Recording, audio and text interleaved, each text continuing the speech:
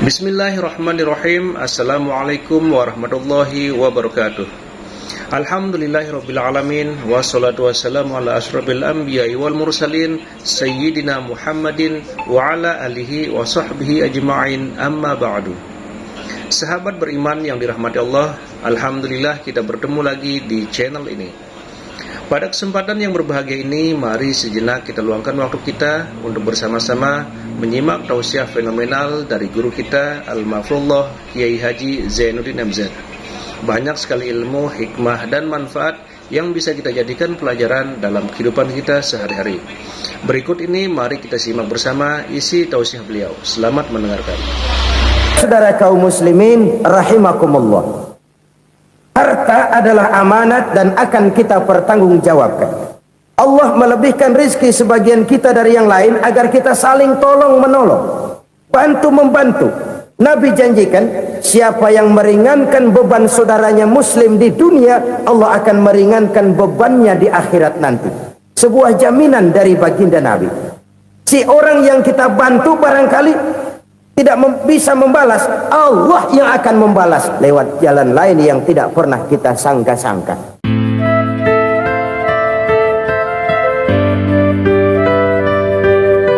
Selalu berusaha menyimpan sesuatu yang bisa membawa manfaat, baik untuk dirinya, untuk anak cucunya, maupun untuk keluarganya, untuk masa kini dan masa depannya.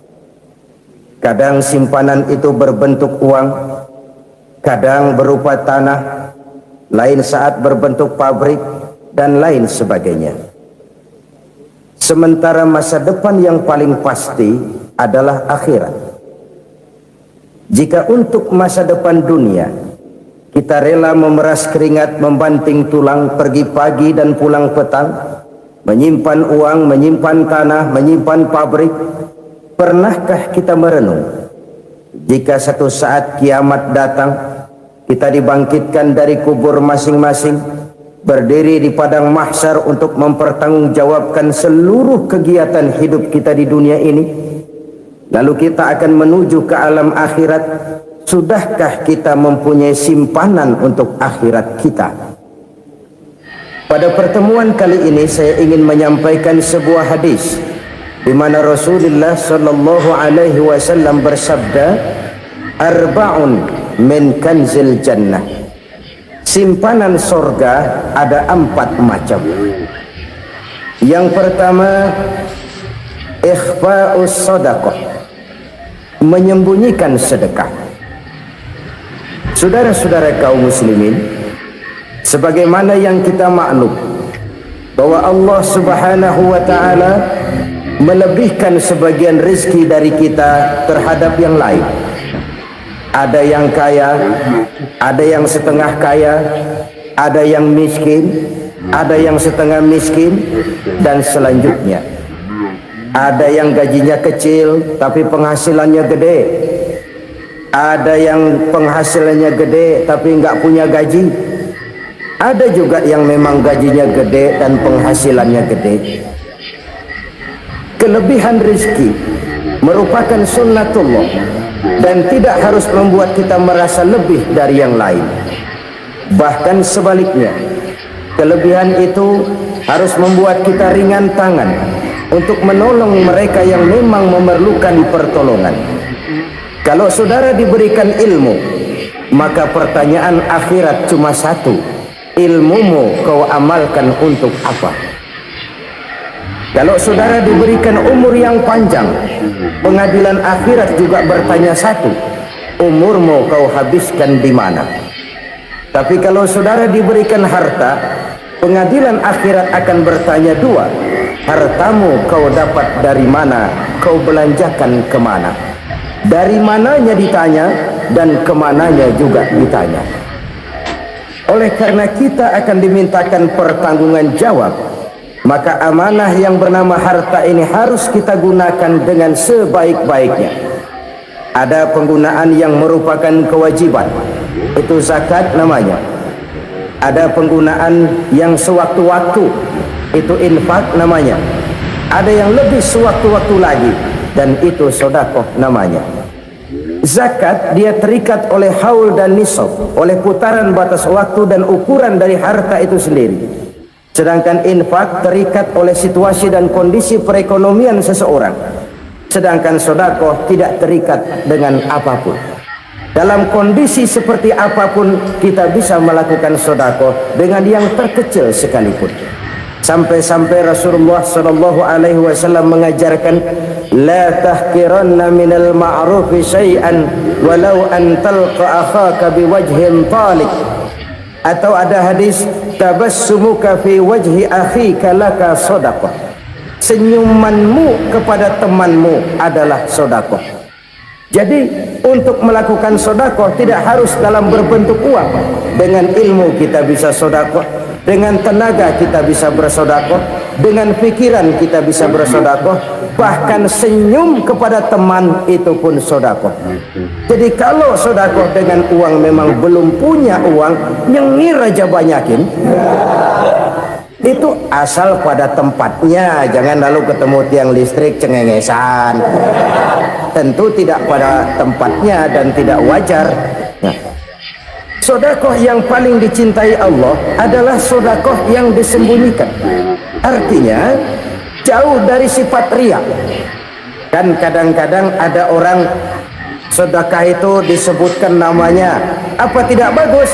Kalau memang niatnya ikhlas, dia bagus-bagus saja untuk memberikan sugesti kepada yang lain. Di Fulan bin Fulan nyumbang sekian, diumumkan. Boleh kalau niatnya untuk memberikan rangsangan kepada yang lain supaya dia menyumbang lebih besar dari orang tadi. Tapi kalau itu mendatangkan riya, maka sedekah yang paling dicintai Allah adalah sedekah yang disembunyikan. Tangan kiri saja tidak tahu apa yang diberikan oleh tangan kanan. Sedekah yang dilakukan dengan ikhlas akan merupakan perbendaharaan surga, tersembunyi dari pandangan orang lain, tidak seorang pun tahu. Karena memang sikap yang baik adalah melupakan kebaikan dan mengingat kesalahan. Itu salah satu ciri orang bahagia. Orang yang selalu mengingat kesalahannya dan berusaha melupakan segala kebaikannya. Kalau dia akan berada kebaikan, dia tidak bisa ikut, dia merasa rugi karena dia merasa belum pernah berbuat baik. Tapi kalau akan melakukan kesalahan baru, dia ingat kesalahan yang sudah-sudah, sehingga terhalang baginya untuk melakukan satu kesalahan baru. Demikianlah saudara-saudara, bahwa Allah melebihkan rizki sebagian kita dari yang lain agar terjadi tolong-menolong dalam kehidupan ini. Jadi kesenjangan yang natural, kesenjangan yang alami itu sunnatullah. Ada yang kaya, ada yang miskin, ada yang kelas menengah. Nah, kenapa lalu sekarang kita berusaha mengentaskan kemiskinan? Oleh karena adanya kesenjangan struktural. Kalau yang kaya bisa semakin kaya, kenapa yang miskin tidak bisa naik jadi ikut sedikit kaya? Sebab pada dasarnya Islam adalah agama yang sejak turunnya sudah berupaya memerangi kemiskinan. Bahkan dikatakan kemiskinan itu mendekatkan kepada kekufuran. Orang kalau miskin udah dekat banget sama kafir, gampang menjadi kafir. Berapa banyak saudara-saudara kita yang oleh karena soal perut, oleh karena soal materi, terpaksa meninggalkan dan menanggalkan akidahnya, menjual petunjuk yang diberikan Allah dengan kesenangan dunia yang cuma sebentar ini. Na'udzubillah summa na'udzubillah. Jadi makin kita sembunyikan satu sedekah, semakin banyak perbendaharaan kita di surga. Sedekah yang paling dicintai Allah adalah sedekah yang disembunyikan. Malahan ada seorang sufi, dia punya kebiasaan kalau pergi sholat Jumat dia bawa uang, itu uang dia taruh di bawah tikar masjid. Dia niat sedekah kepada siapa saja yang nemuin itu duit. Maksudnya apa? Supaya yang nemuin nggak tahu siapa yang punya duit. Demikian dia saking ingin menyembunyikan sedekahnya. Karena sifat riya itu bisa memakan amal kita sendiri. Riya itu termasuk menyebut-nyebut kebaikan kita. Orang yang suka nebut dada, sedikit-sedikit ngitungnya kalau nggak gua. Tuh kalau nggak gua tuh Tuh yang belah situ, kalau nggak gua, iya kalau nggak lu kenapa emang? Orang yang suka menepuk jasa, tuh biasanya memang begitu, saudara-saudara. Kalau perang lagi berkecamuk, orang nggak sempat ngaku jadi pahlawan. Tapi begitu perang selesai, yang kagak kenal bedil ngaku pahlawan, mas. Itu sesuatu yang biasa. Oleh karenanya, orang-orang yang ikhlas dalam bersedekah, disembunyikannya sedekah itu Allah cinta betul. Malahan ada hadis memberikan jaminan, inna shadaqatal mar'il muslimi tazidu fil umri wa tadfa'u mitata su'i. Sesungguhnya sedekahnya seorang mukmin tazidu fil umri, bisa menambah umur panjang, wa tadfa'u mitata su'i, dan menyelamatkan manusia dari mati secara su'ul khatimah. Jadi siapa yang kepengen panjang umur, banyaklah sedekah. Yang bosan hidup, pelit terus. Sedekah menambah panjang umur dan menyelamatkan manusia dari mati secara su'ul khatimah. Pak, katanya umur itu nggak bisa ditambah, nggak bisa dikurangin. Kapan? Kalau ajal sudah datang. Fa idza jaa ajaluhum la yastakhiruna sa'atan wa la yastaqdimun. Kalau ajal datang tidak bisa dimajukan, tidak bisa dimundurkan. Itu kalau ajal sudah datang. Tidak bisa lagi umur ditambah dikurangi, sudah datang. Tapi kalau belum datang, itu kan haknya Allah. Mau ditambah, mau dikurangi, hak prerogatif Allah. Sebagai pencipta manusia, Allah maha kuasa dan maha mampu. Sedekah ini menambah panjang umur dan menyelamatkan manusia dari mati secara su'ul khatimah. Tuh, orang mati kan sama ya kondisinya, mati nggak nafas, tapi hakikat mati kan lain-lain. Ada yang mati itu husnul khatimah, baik akhirnya. Misalnya lagi ngaji mati, lagi sholat mati, lagi sedekah mati. Ini yang dinamakan dengan husnul khatimah, baik di akhirnya. Sebaliknya ada yang su'ul khatimah, jelek di akhirnya. Ini yang jadi catatan akhir. Tadi nyeket botol, mampus. Lagi banting kartu, modar. Su'ul khatimah, jelek pada akhirnya. Sedekah menyelamatkan manusia dari mati secara su'ul khatimah. Dan kita semua kepengen mendapat husnul khatimah, jauh dari su'ul khatimah.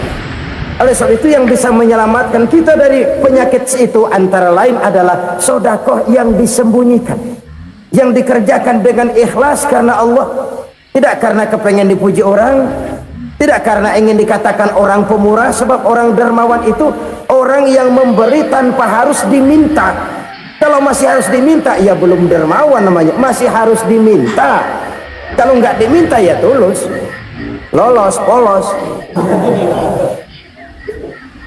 Saudara-saudara kaum muslimin rahimakumullah, harta adalah amanat dan akan kita pertanggungjawabkan.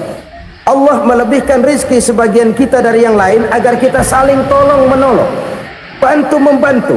Nabi janjikan, siapa yang meringankan beban saudaranya muslim di dunia, Allah akan meringankan bebannya di akhirat nanti. Sebuah jaminan dari baginda Nabi. Si orang yang kita bantu barangkali tidak bisa membalas, Allah yang akan membalas lewat jalan lain yang tidak pernah kita sangka-sangka. Ada orang tanya, Pak, ini ada orang nyumbang masjid sambil marah-marah, bagaimana? Saya bilang, sumbangannya aja ambil, marahnya jangan. Marahnya jangan diambil, itu urusan dia. Saudara-saudara kaum muslimin rahimakumullah, umat Islam ini kan umat yang punya potensi besar. Kadang kita merenung, kenapa kadang-kadang pembangunan masjid kok lambat sekali? Kalau hotel hari ini peletakan pertama, bulan depan peresmian. Supermarket hari ini peletakan batu pertama, minggu depan peresmian. Tapi kalau sudah yang namanya masjid, kadang-kadang peletakan batu pertama sekaligus jadi batu terakhir. 3 tahun, 4 tahun, campur nebar jalak di jalanan. Duit dijaring kayak ikan sepat. Apa tidak ada orang Islam yang kaya? Banyak. Apa tidak ada pengusaha muslim yang jadi konglomerat? Ada. Lalu yang belum banyak itu yang komit terhadap nilai-nilai agamanya. Akhirnya kita jatuh jadi umat yang lemah. Belum ada pengusaha konglomerat muslim buka pabrik supermi cap beduk misalnya umpamanya atau pabrik kecap cap sorban supaya identitas keislamannya sedikit kelihatan. Kita jatuh jadi umat yang lemah karena potensi tidak terinventarisir dengan baik. Kita ini ibarat kompor yang cuma matengin nasi orang lain. Potensi kita dimanfaatkan oleh orang lain. Ukhuwah Islamiyah kita baru terbatas kepada silaturahmi. Ukhuwah di bidang ekonomi kita lemah, ukhuwah di bidang kebudayaan kita lemah, apalagi ukhuwah di bidang politik kita lebih rapuh lagi. Padahal ukhuwah itu adalah totalitas kehidupan manusia, menyangkut ipolek sosbud, memerlukan nilai-nilai ukhuwah. Jadi oleh karena itu mari kita menyadari di dalam harta kita, walaupun kita yang cari pergi pagi pulang sore peras keringat banting tulang, di sana ada harta anak yatim, di sana ada hak masjid, di sana ada hak pesantren, di sana ada hak jihad. Berbahagialah seseorang apabila dia oleh Allah dijadikan keran itu menyimpan air, tapi tidak untuk dirinya, tapi disalurkannya kepada mereka yang memang memerlukannya. Saudara-saudara kaum muslimin rahimakumullah, ini yang pertama. Jadi perbendaharaan surga adalah menyembunyikan sedekah. Orang lain nggak tahu, kita pun nggak pernah ngitung-ngitung. Kita anggap lewat begitu saja, padahal itu deposit akhirat. Satu. Yang kedua, perbendaharaan surga itu apa? Wa kitmanul musibah, menyembunyikan kesulitan. Kadang orang takut menghadapi kesulitan, tapi makin kita merenung, hidup ini kan sebenarnya urusan. Takut sama urusan ya jangan hidup. Tandanya orang hidup itu kalau punya urusan. Urusan melupakan problem sering menimbulkan kesulitan. Kesulitan bukan untuk ditakuti, tapi untuk diatasi dan dicarikan jalan keluarnya. Siapa sih orangnya yang nggak pernah sulit? Makin tinggi status sosialnya, makin gede urusannya. Makin tinggi kualitas imannya, makin berat tingkat kesulitannya. Cuma memang yang namanya enak itu seperti pelangi. Biang lala itu nggak pernah di atas kepala kita, di atas kepala orang melulu. Lu sih enak lo, kata kita. Dia juga bilang enak kan lo. Pelangi itu nggak pernah di atas kepala kita. Kata tukang beca, aduh enak ya naik Mercy. Kata tukang beca, apa yang di dalam mobil Mercy? Aduh enak bener tukang beca, di jok ngeringkuk ngorok pules bener. Saya kamar pakai AC sejuk, tempat tidur sutra empuk, alga spring bed, kulak kulik nggak bisa pules kalau belum minum Valium, belum tidur. Enak bener tukang beca, di jok ngorok nggak tahu wetan kulon. Si tukang beca bilang yang di Mercy enak, yang di Mercy bilang tukang beca enak. Inilah enak, nggak pernah di atas kepala kita, di atas kepala orang lain melulu enak itu. Nah saudara-saudara, yang merupakan perbendaharaan surga itu orang yang bisa menyembunyikan kesulitan, baik pribadi ataupun rumah tangga. Nih terutama rumah tangga yang jadi soalnya. Kadang-kadang kita ini kalau senang, sebaliknya kalau senang kita diam, kalem aja, cuek. Banyak banget duit kita bawaan, diam aja udah, malah ketemu orang takut. Tapi begitu susah sekampung tahu. Padahal Nabi mengajarkan perbendaharaan surga itu menyembunyikan musibah, menyembunyikan kesulitan. Kalau enak cerita sama orang-orang, kalau nggak enak rasain sendiri, tekan sendiri, atasin sendiri. Kita kan sebaliknya, tenang kita diam, asal lagi susah paling tidak kita nyari teman buat cerita kesusahan. Siapa orangnya yang nggak pernah susah?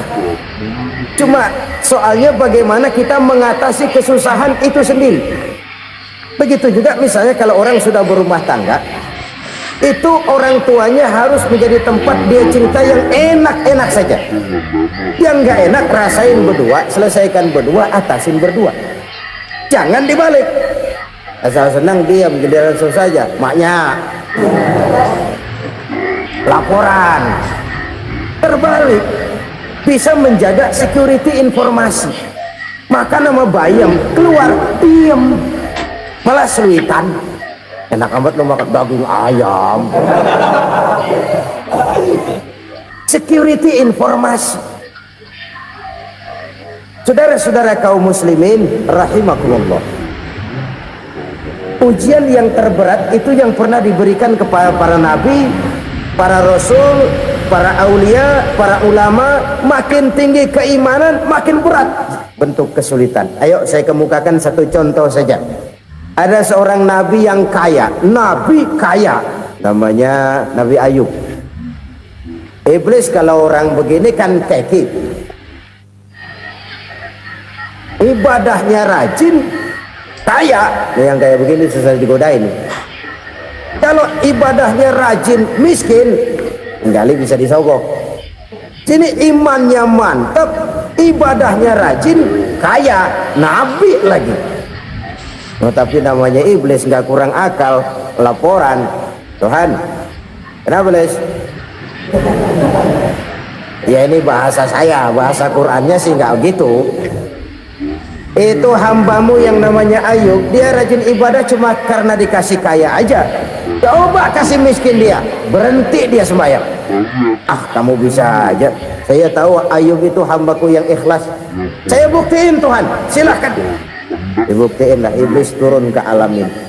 Yang mula-mula dia lakukan, dia rusak sawah ladang Nabi Ayub, dia binasakan binatang ternak Nabi Ayub, sehingga dalam waktu singkat jatuhlah Nabi Ayub dari orang paling kaya jadi orang paling miskin. Beliau masih ibadah di mihrab dalam masjid, datang iblis. Saudara Ayub, ya, lagi ngapain? Ibadah, nyembah Allah, nyembah Allah. Oh, percuma. Kenapa?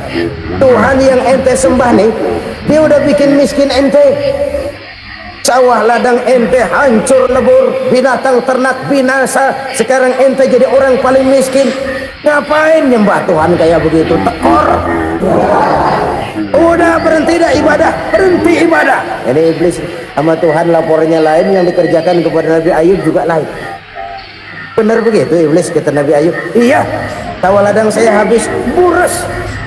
Binatang ternak saya binasa, binasa. Saya miskin, bangpak.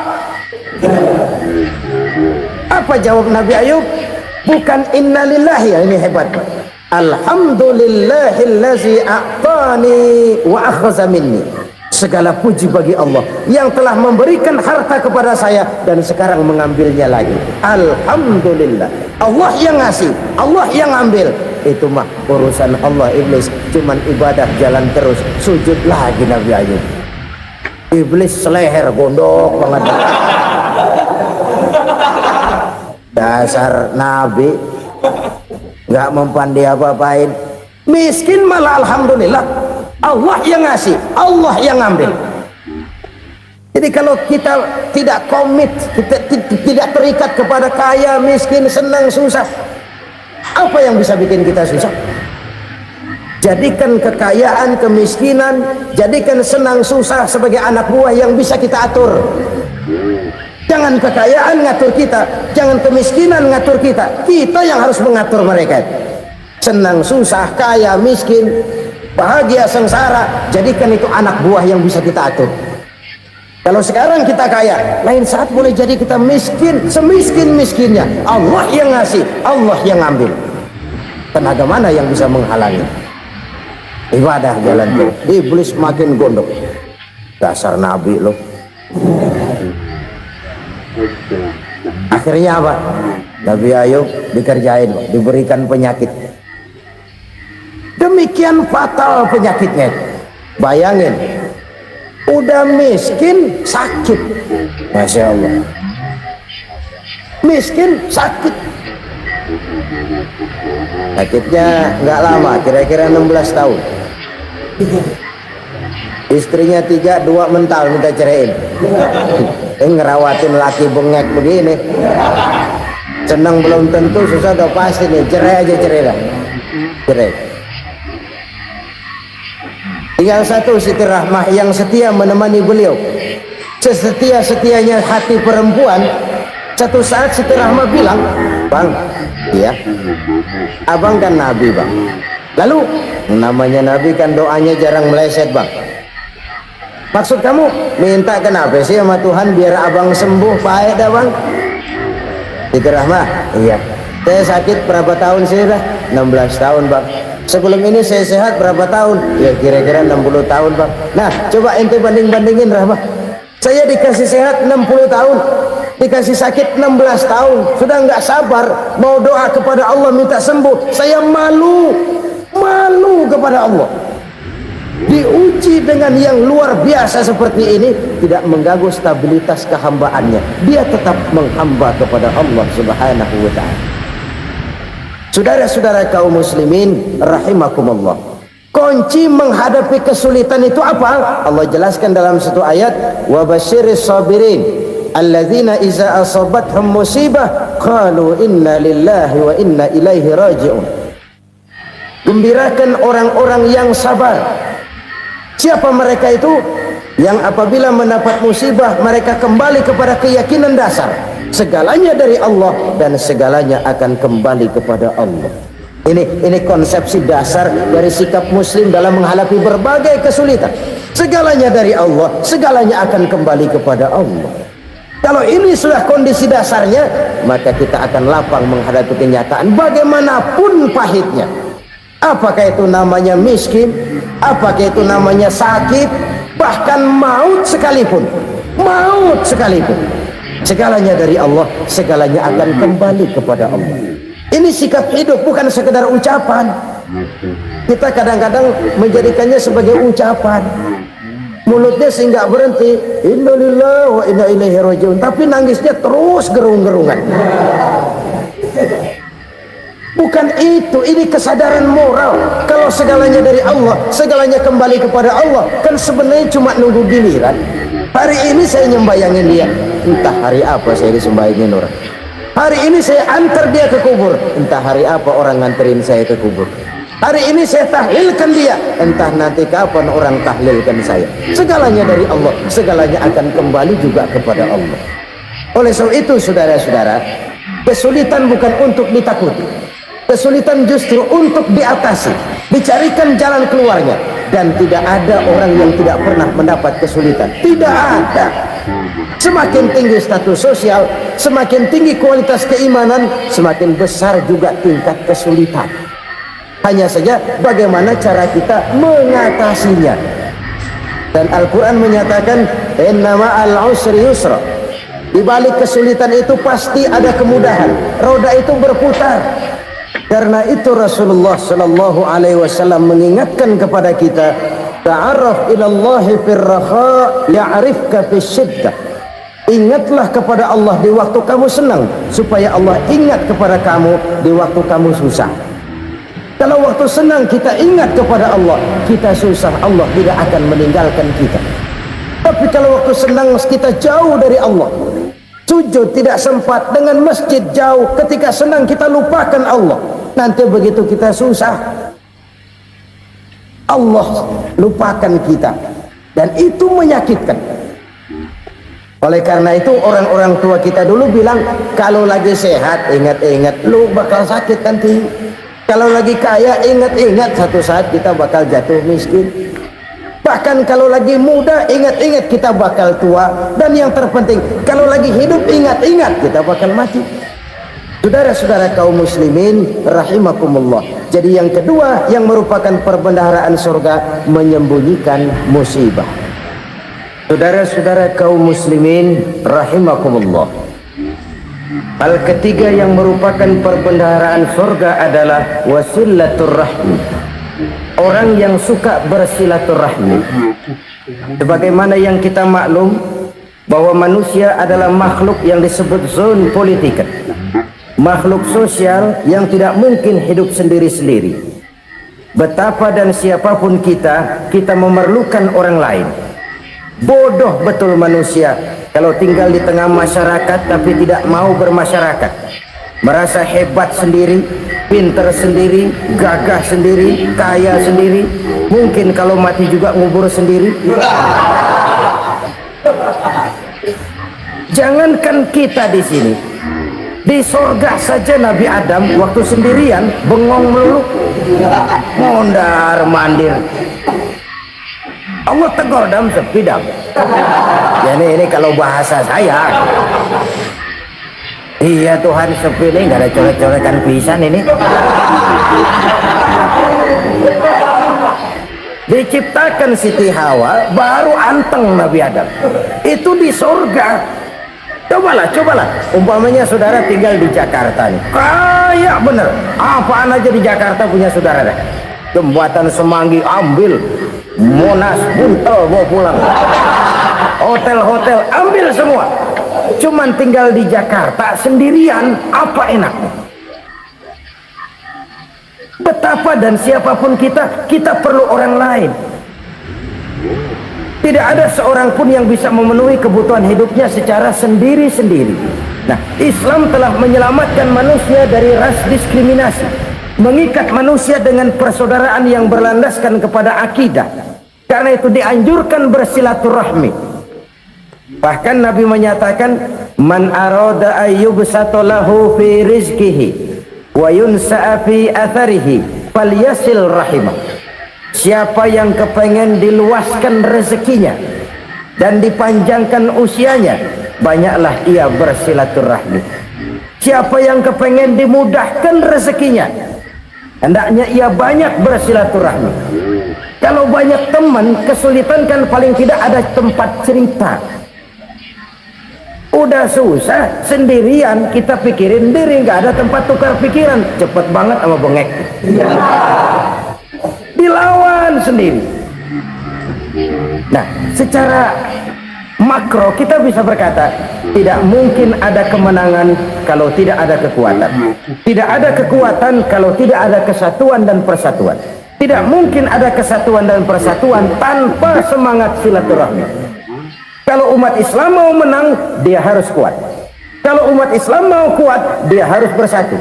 Kalau umat Islam mau bersatu, dia harus membudayakan silaturahmi ini. Bahkan sampai-sampai kata Nabi, kalau bisa cari nilai tambah. Apa? Silman kotohan. Bersilaturahmilah kau kepada orang yang marah denganmu. Masya Allah, indahnya ajaran agama kita. Orang yang marah pun kepada kita, kata Nabi, kalau bisa bersilaturahmilah kepadanya, kepada orang yang marah itu. Di situ nilai tambah. Cuman jujur nih hadis, ngucapinnya gampang, ngamalinnya yang berat banget. Orang marah sama kita disuruh silaturahmi, ada apa mal? Lu marah, ada gua marahan lagi, tunggu pikirin. Saudara-saudara kaum muslimin rahimakumullah. Tapi ini yang diajarkan, bahkan ini yang dicontohkan oleh baginda Rasul. Bagaimana begitu mudah, misalnya satu saat Abu Jahal ini ngatur strategi bagaimana bikin Muhammad celaka. Dia gali lubang di depan tempat tidurnya, dia tutupin daun korma. Terus dia panggil seseorang, ke sini, kasih tahu Muhammad, pamannya sakit keras, minta ditengokin. Berangkat orang ini ke sana. Muhammad, labbaik, pamanmu sakit keras, dia minta ditengokin. Baik, saya akan datang menjenguk beliau. Berangkatlah Nabi ke rumah Abu Jahal tanpa prasangka apapun. Abu Jahal udah pasang setil, selimut 3 rangkap setengah dipakai, persis kayak orang meriang. Tapi sembari ngintip dari balik selimut, begitu Muhammad buka pintu, nah masuk perangkap nih. Muhammad jalan menuju tempat pembaringan. Makin lama makin dekat, makin lama makin dekat, makin dekat ke lubang yang dipasang oleh Abu Jahal itu. Dalam hati Abu Jahal, terus dah jatuh, mampus dah lo ini, mampus lo hari ini. Apa yang terjadi? Malaikat Jibril datang. Muhammad, pamanmu cuma pura-pura sakit. Di depan tempat tidurnya ada lubang perangkap supaya kamu jatuh ke situ. Udah kamu pulang. Balik kanan Nabi. Udah hampir jatuh ke lubang, balik kanan, pulang. Bayangin kecewanya Abu Jahal. Muhammad dikit lagi, Muhammad dikit lagi. Enggak paman, saya pulang aja. Emosi bangun dari tempat tidur, enggak sadar kalau lagi pura-pura sakit. Lompat ngejar Nabi, dia lupa dengan lubang yang dia gali. Pusrak, nyemplung sendiri ke dalam lubang.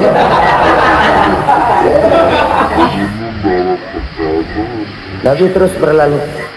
Ini terjadi keanehan. Jatuh ke lubang yang dia gali itu sebenarnya nggak terlalu dalam ya, antara 3-4 meteran lah. Tolong saya jatuh ke lubang ini. Datanglah pelayan-pelayannya itu. Angkat saya dari sini. Oh, yang ngulurin tambang.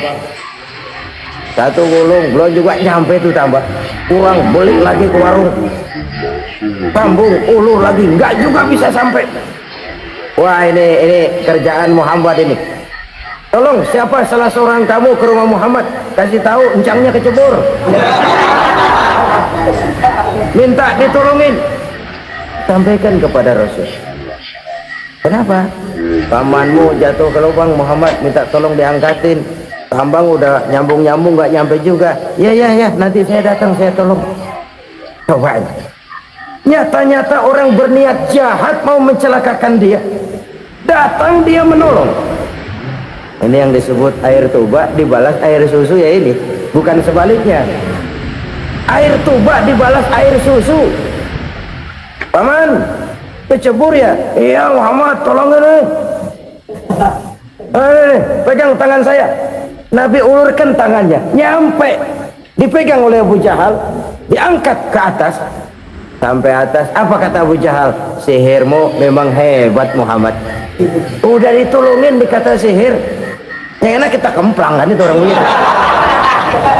Urusan apa? Tapi inilah akhlak. Kalau bisa kamu bersilaturahmilah dengan orang yang marah kepadamu sekalipun. Orang marah kita tetap baik. So, kalau kita berbuat baik sama orang yang memang baik, rasanya sih biasa-biasa aja. Orang baik kita baik lagi, ya draw aja, belum ada nilai tambah di situ. Baru ada nilai tambah kalau kita bisa berbuat baik kepada orang yang nyakitin kita. Itu namanya kita setingkat di atas dia. Dia sakitin kita, kita berbuat baik sama dia. Dia pelit sama kita, kita baik sama dia. Dia marahin kita, kita deketin dia. Di situ kita punya nilai tambah. Jadi siapa yang ingin diluaskan rezekinya kata Nabi dan dipanjangkan umurnya, hendaklah ia banyak-banyak bersilaturahmi. Sederhana sebenarnya silaturahmi, tapi silaturahmi membangkitkan semangat kesatuan dan persatuan. Kesatuan dan persatuan melahirkan kekuatan.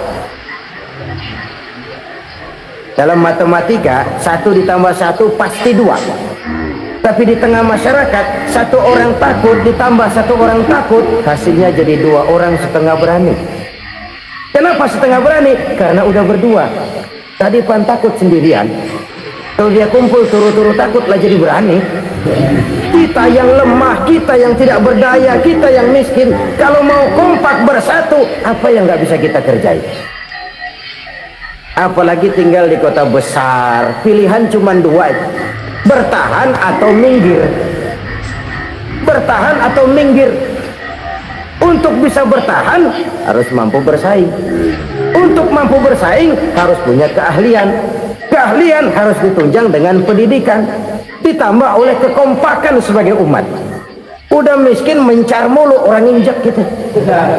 Orang nggak pandang urusan apa yang malu. Oleh karena itu silaturahmi pada hakikatnya merupakan roh dari ukhuwah yang diajarkan oleh agama kita. Bagaimana Islam menyelamatkan masyarakat manusia dari ras diskriminasi, mengikat manusia, dan tidak ada persaudaraan yang lebih indah selain persaudaraan yang diikat dengan nilai-nilai akidah. Sepanjang orang di jalan Allah, itulah saudara kita.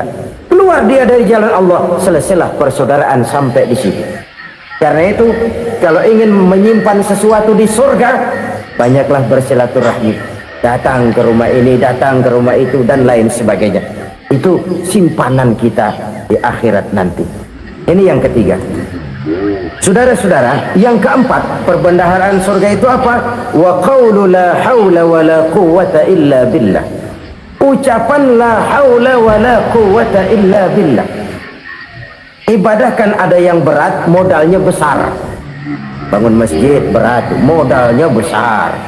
Bangun rumah sakit berat, modalnya besar. Ada ibadah yang berat tapi modalnya ringan. Masya Allah, sangat luar biasa tausiah yang sudah disampaikan oleh guru kita Al-Mafrullah Kiai Haji Zainuddin MZ.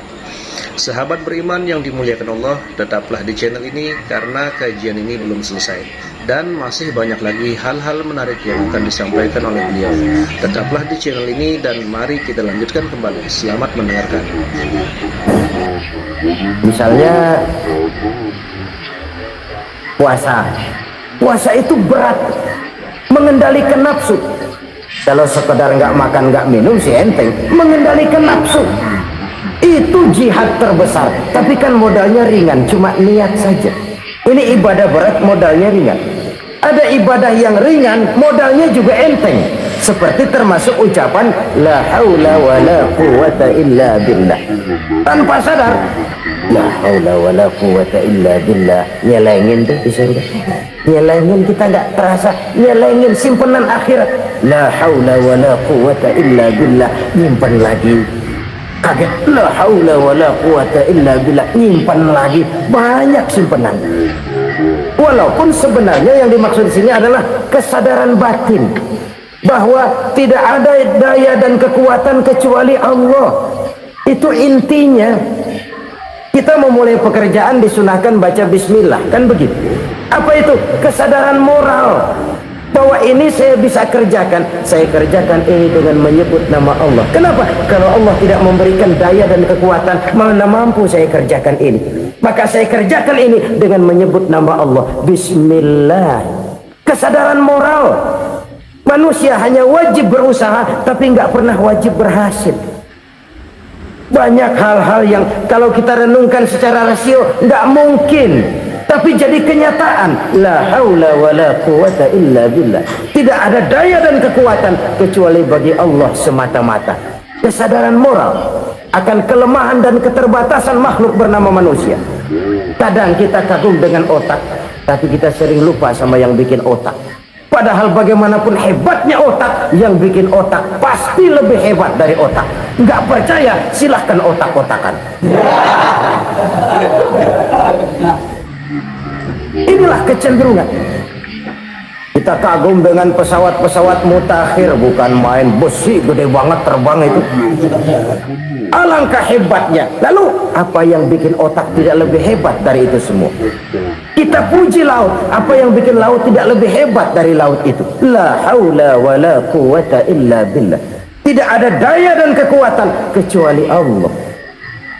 Apa yang bisa kita lakukan kalau tidak karena daya dan kemampuan yang diberikan oleh Allah kepada kita? Lahirlah sikap tawadu, rendah hati, tidak melonjak menjadi angkuh dan sombong, sadar akan kelemahan dan keterbatasan diri sebagai makhluk yang diciptakan oleh Allah Subhanahu wa taala. Jadi satu sisi ini ucapan yang berpahala, la haula, jadi wiridan. Pada sisi lain ini kesadaran moral, sikap mental, kesadaran batin bahwa yang punya daya dan kekuatan itu cuma Allah. Kita nggak pantas untuk sombong, sebab sombong itu pakaiannya Allah. Kita nggak sedang pakai pakaian Allah, kegedean. Dan makin kita renungi, makin terbentur. Apa sih yang bisa kita sombongi? Kita mau sombong apa? Kaya, pintar, itu kan semua relatif. Di atas langit masih ada langit lagi. Jadi oleh karenanya, marilah kita menyadari, manusia hanya wajib berusaha, tapi tidak pernah wajib berhasil.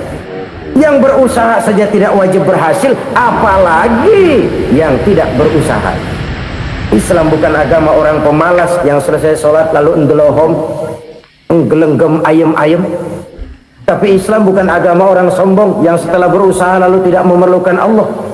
Kita bisa saja bikin proyeksi, tahun sekian kita bakal panen besar menurut perhitungan otak. Tapi ada kejadian lain. Apa? Tikus ngambek. Habis itu dimakanin tikus, panen gagal. Proyeksi rasional gagal oleh tikus-tikus yang ngambek itu. Bisa saja terjadi. Tahun depan kita panen besar, urung. Kenapa? Musim panas panjang. Dan sekarang ini koran-koran bikin berita musim mengalami penyelewengan. Bukan cuma manusia yang nyeleweng sekarang. Musim pakai nyeleweng. Mestinya kan musim hujan udah selesai, masih hujan-hujan juga. Musim. Nah sekarang kita boleh bikin proyeksi, kita bakal panen besar. Tahu-tahu musim panas panjang, sawah retak, air kering. Cari teknokrat yang paling botak, suruh pendekin tuh musim panas. La haula wa la quwata illa billah. Inilah kesadaran moral. Saudara, saya teringat satu saat ada seorang konglomerat. Umurnya ya kira-kira 70-an. Satu saat dia ditanya oleh wartawan, "Pak, umur Bapak berapa sih?" "Ya paling 10 tahun." 10 tahun? 10 tahun? Anak Bapak berapa orang? Satu. Satu saja? Satu. Harta Bapak berapa? Ya paling-paling bangsa 7 juta kali. 7 juta? Iya. Pak, kenapa Bapak bohongi saya? Bapak punya buku biografi, koran-koran, majalah-majalah banyak memuat cerita riwayat hidup Bapak. Saya tahu umur Bapak 70. Kenapa bilang cuma 7 tahun? Saya tahu anak Bapak 8. Kenapa cuma bilang 1? Saya tahu harta Bapak miliaran, mungkin triliunan, pabrik di mana-mana, bank di mana-mana. Kenapa bilang uang Bapak cuma 7 juta? Nah, kata si konglomerat tadi, "Kamu benar nak, kamu benar. Umur saya kalau jumlahnya memang 70 nak. Cuman ingat-ingat saya, baru 7 tahun terakhir ini saya sujud. Baru 7 tahun terakhir ini saya berusaha dekat dengan Allah. Saya laksanakan perintahnya, saya jauhi larangannya. 7 tahun inilah rasanya yang ada nilainya di hadapan Allah. Yang 63 tahun matong, kelabu, kelem umur gue. Habis untuk maksiat, untuk munkarat. Maka ketika ditanya tadi, umur saya 7 tahun itu. Oh begitu Pak. Oh iya. Lalu anak Pak, anak Bapak kan 8. Kenapa bilang cuma 1? Nah, kalau jumlah hitungannya memang anak saya 8. Tapi dari 8 orang ini rasanya cuma 1 nih yang bakal jadi buah hati, belahan jantung, pelanjut cerita, penerus sejarah, bakal jadi anak soleh yang akan mendoakan saya. Cuman 1 rasanya anak saya ini yang bakal jadi buah hati saya, besar-besaran saya, yang akan mendoakan di kubur saya, yang akan mendoakan di akhirat saya. Yang 7 orang mana? Masya Allah, yang 1 tenggeng, yang 1 nyekek botol mulu, yang 1 nggak karu-karuan. Makanya saya bilang 1 anak saya yang akan bisa mendoakan saya. Oh begitu Pak. Iya. Nah harta Pak, harta Bapak kan triliunan, pabrik Bapak di mana-mana, uang Bapak hampir di tiap bank-bank besar. Kenapa bilang cuma 7 juta? Betul kau nak. Harta saya kalau jumlahnya memang miliaran, triliunan mungkin, tapi yang saya ingat baru 7 juta tuh yang saya belanjakan di jalan Allah. Saya nyumbang masjid, saya santuni yatim piatu, saya bantu pembangunan pesantren, saya bantu pembangunan rumah sakit Islam. Itu yang akan saya bawa pulang ke akhirat, yang 7 juta itu. Yang triliunan itu nanti akan diperebutkan oleh anak-anak saya sebagai waris saya. Jadi harta saya 7 juta itu yang bakal nemenin saya di akhirat, yang akan saya bawa pulang jadi teman saya. Saudara-saudara kaum muslimin, jangan-jangan orang tua itu adalah kita-kita ini. Jangan-jangan kita-kita ini adalah orang tua itu. Jangan-jangan itu potret dari diri kita masing-masing. Dari sekian umur yang diberikan Allah, berapa tahun yang ada nilainya di hadapan Allah? Dari sekian anak-anak yang merupakan amanah, berapa yang akan mendoakan kita sebagai orang tuanya menjadi anak soleh? Dari sekian banyak harta yang diberikan Allah, berapa yang akan kita bawa pulang menghadapnya nanti, yang kita belanjakan di jalan Allah? Ini sebuah potret kehidupan. Karena itu kita kembali kepada la haula wa la quwwata illa billah. Kita wajib berusaha, kita wajib berikhtiar. Selebihnya segala daya dan kekuatan hanya milik Allah saja semata-mata. Satu kesadaran batin dari setiap pribadi muslim. Setelah ia berusaha dan berikhtiar, ia menyerahkannya kepada Allah Subhanahu wa ta'ala. Jadi satu sisi ini merupakan wiridan ucapan yang mengandung pahala, pada sisi lain ini merupakan sikap batin dari seorang muslim di dalam ia menghadapi realitas kehidupan ini. Saudara-saudara kaum muslimin rahimakumullah, kalau ini kita jadikan satu basis kehidupan, maka ini akan menyelamatkan manusia dari kemungkinan tergelincir menjadi orang yang lupa diri dan lupa darat. Sebab itu Imamul Ghazali berpesan, jadidis safinah fa innal bahra amiq wa khuziz zad fa inna safara ba'id wa khaffifil hamla fa innal hamla sadid. Perbarui selalu kapalmu karena lautan sangat dalam. Bawa bekal yang banyak karena perjalanan ini sangat jauh. Ringankan beban karena kebanyakan beban akan menyakitkan. Alangkah indah kalimat ini, alangkah dalam makna yang terkandung di sana. Perbarui selalu kapalmu karena lautan sangat dalam. Apa artinya ini? Jaga mentalmu baik-baik, pelihara imanmu baik-baik, karena hidup penuh cobaan seperti lautan. Kita kalau berlayar di lautan kan kadang-kadang tenang, angin bertiup sepoi-sepoi basah. Jika malam datang, bintang gemintang bertabur menghias cakrawala, rembulan memantulkan sinarnya dengan indah.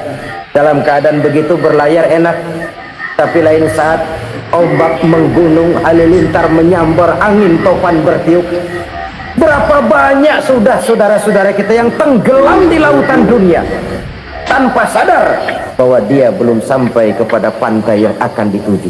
Berapa banyak sudah saudara-saudara kita yang tenggelam di lautan dunia ini tanpa sempat bangkit lagi. Dia menyangka sudah sampai kepada tujuannya. Hati-hati kapal jangan sampai bocor karena lautan sangat dalam. Iman ini jaga baik-baik karena hidup penuh dengan ujian. Wa khuziz zad fa inna safara ba'id. Bawa bekal yang banyak karena perjalanan sangat jauh. Saudara mau ke Bandung, bawa duit. Saudara mau ke Surabaya, banyakkan lagi duitnya. Saudara mau ke Mekah, gepokan, iketan tuh duit, nggak lembaran lagi. Makin jauh perjalanan, makin banyak bekal yang harus kita bawa. Kalau saudara dari Jakarta mau ke Surabaya, kagak bawa duit berangkat juga, itu sih bukan berani namanya, nekat. Sampai Surabaya belum tentu, sengsara di jalan udah pasti. Kenapa? Nggak bawa bekal berangkat. Sama juga kita nih, misalnya belum sempat sembahyang, mati. Waduh, berani banget orang. Belum punya bekal, mati. Sengsara di jalan. Atau bekal tidak cukup. Dari Jakarta saudara mau ke Surabaya, bawa duit 500 perak. Paling jauh Cikampek nyampenya itu. Paling jauh itu. Antara jauhnya perjalanan dengan bekal yang saudara bawa tidak seimbang. Hidup ini perjalanan panjang. A walking tour. Dimulai dari alam arwah, sebelum jasad diciptakan, roh diciptakan lebih dulu. Dari situ pindah ke alam rahim, dari alam rahim pindah ke alam dunia, dari alam dunia pindah ke alam barzah, baru menuju akhirat. Satu perjalanan panjang. Kalau bekal tidak bawa, sengsara di jalan. Bawa bekal yang banyak karena perjalanan ini sangat jauh. Wa khaffifil hamla, ringankan beban karena beban itu cuma akan menyulitkan. Kalau bekal itu sih keperluan, tapi beban nggak kita perluin, coba ngeberat-ngeberatin. Apa ini beban? Dosa, kecurangan, kebatilan, kezoliman, ketidakadilan, kesewenang-wenangan. Itu akan jadi beban kita di akhirat. Alangkah celakanya, perjalanan panjang, bekal tidak bawa, beban kelewat banyak, alamat sengsara di jalan. Pahala tidak ada, dosa berlipat ganda. Na'udzubillah, summa na'udzubillah. Kalau kita rangkum nasihat Al-Ghazali dengan kisah si konglomerat tadi, kita akan mengambil kesimpulan. Pertama, bekal terbaik dalam menghadapi gejolak kehidupan ini tidak lain adalah iman. Yang kedua, pahala dan dosa. Dua hal kontroversial. Pahala adalah bekal, dosa adalah beban. Tapi kita sekarang kan tidak begitu terangsang kepada yang abstrak. Orang berlomba mencari yang konkret-konkret saja, yang real. Kalau memang dosa, benjol dong, kira-kira begitu. Kira-kira begitu. Persis orang Yahudi dulu. Orang Yahudi itu kan pernah minta kepada Nabi Musa, "Ya Musa, lan nu'mina laka hatta narallaha jahrah." Musa, kami nggak bakal mau beriman kepada Allah kalau belum kami lihat Allah ada nongkrong di depan kami. Kalau memang Tuhan ada, taruh dong di depan kami. Mau yang konkret-konkret saja. Kalau memang dosa, benjol dong. Kalau memang pahala, berasa dong. Orang terangsang kepada yang real, yang konkret-konkret saja. Karena itu, untuk mengejar dosa orang mau bayar. Tapi untuk mengejar pahala, walaupun tidak bayar, orang segan. Ini yang dikatakan oleh Nabi, kamu mengharapkan ke surga tapi kamu berat melaksanakan sesuatu yang bisa membawa kamu ke surga. Kamu ingin jauh dari neraka tapi tiap saat kamu lakukan perbuatan-perbuatan yang justru menjerumuskan kamu ke neraka. Idda'aitum an-najata minan nar wa ramaitum fiha anfusakum. Kamu ingin selamat dari neraka tapi kamu lemparkan diri kamu ke neraka. Kamu ingin masuk surga tapi berat sekali kamu melakukan perbuatan-perbuatan yang bisa menyampaikan kamu di surga. Saudara-saudara kaum muslimin rahimakumullah. Jadi hal keempat yang merupakan perbendaharaan surga adalah la haula wa la quwwata illa billah. Satu sisi ini merupakan ucapan yang memperberat timbangan akhirat. Pada sisi lain ini merupakan sikap hidup seorang muslim, kesadaran batin yang sangat dalam bahwa tidak ada daya dan kekuatan kecuali Allah.